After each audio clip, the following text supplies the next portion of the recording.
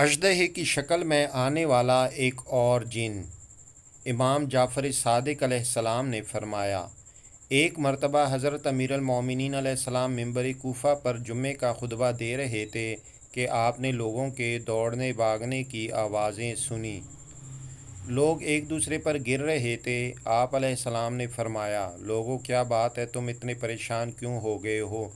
لوگوں نے کہا، امیر المومنین علیہ السلام مسجد میں بہت بڑا اژدہا آ چکا ہے اور ہم اس سے ڈر گئے ہیں اور ہم اسے جان سے مارنا چاہتے ہیں۔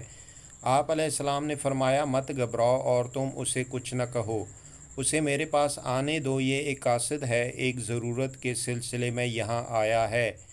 یہ سن کر لوگ ادھر ادھر ہو گئے اور اژدہا صفوں کے درمیان میں سے ہوتا ہوا ممبر کے پاس آیا اور اس نے اپنا منہ امیر المومنین علیہ السلام کے کان پر رکھ دیا اور کافی دیر تک اس کے منہ سے سیٹیوں کی سی آوازیں آتی رہیں اور امیر المومنین علیہ السلام بھی اپنا سر مسلسل ہلاتے رہے۔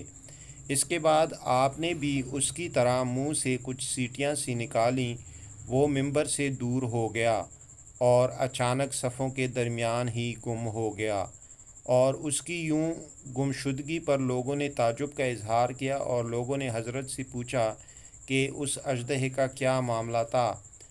آپ نے فرمایا، یہ مسلمان جنات پر میرا جانشین ہے، اس کی قوم کا چند باتوں میں اختلاف ہوا تھا، انہوں نے اسے میرے پاس روانہ کیا اور اس نے آ کر مجھ سے وہ مسائل دریافت کیے اور میں نے اسے ان مسائل کا جواب دیا، اب یہ مطمئن ہو کر واپس چلا گیا۔